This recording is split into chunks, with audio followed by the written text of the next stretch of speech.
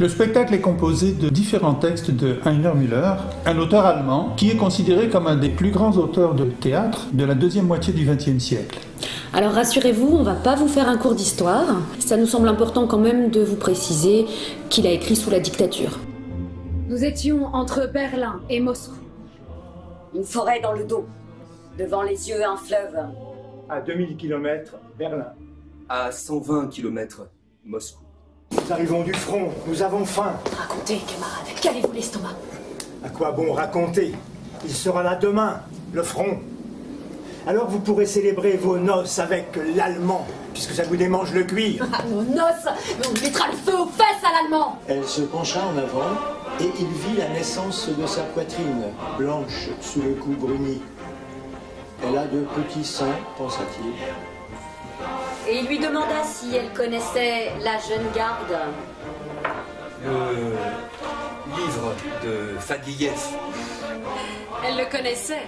Camarade chef, tout est en ordre. Pas un incident, pas une atteinte à l'ordre et pas un crime. Les hommes chez nous sont comme dans les livres et les journaux. Non mais je veux voir ça. Ou plutôt je ne veux pas voir ça. C'est la fin. Sais-tu de quoi tu parles? Es-tu devenu fou? Pas de panique, il doit y avoir une erreur. La plupart des metteurs en scène de mes pièces pensent que les choses ne sont pas si simples qu'elles paraissent et cherchent derrière le texte au lieu de le prendre tel qu'il est simplement. Je trouve pour ma part, c'est Heiner Müller qui le dit, la plupart de mes pièces comiques. Je m'étonne que ce comique soit si rarement repéré et exploité. Notre spectacle ressemble à une odyssée. Tout ça pour vous dire qu'il ne faut pas chercher tout de suite quel lien il pourrait y avoir entre ces différentes histoires. Chacune va vous emmener à chaque fois ailleurs. L'aigle qui le donnait pour une portion de roche partiellement comestible.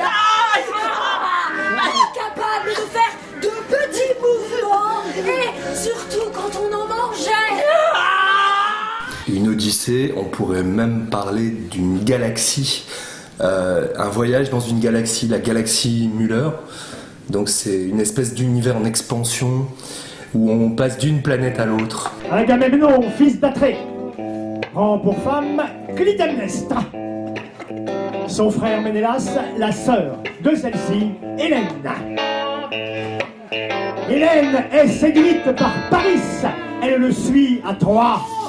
La guerre de Troie commence. Il comprit. La forêt était la bête. Depuis longtemps déjà, la forêt qu'il avait cru traverser était la bête qui le portait à la vitesse de ses pas.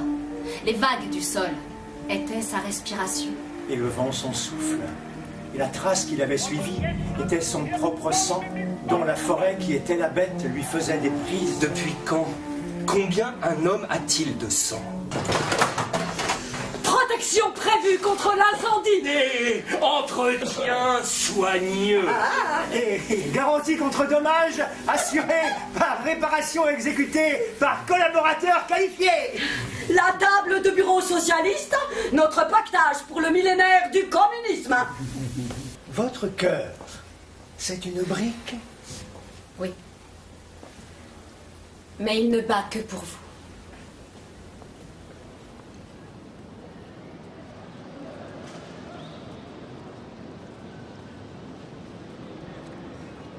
Donc c'est le premier dont on parle dans notre histoire. On disait qu'il tue son oncle, on ne pas ça, mais en fait c'est parce qu'il venge son père et il venge ses frères. Donc, Atrée meurt, les frères sont morts, on est d'accord. 3 Thyeste enfants. ne meurt pas, parce que finalement Thyeste ne tue personne. Son assassinat. Attends. Il venge. C'est une histoire où on mange les enfants, où on viole des femmes et on s'entretue pour le pouvoir. Oh, bravo. Quel résumé.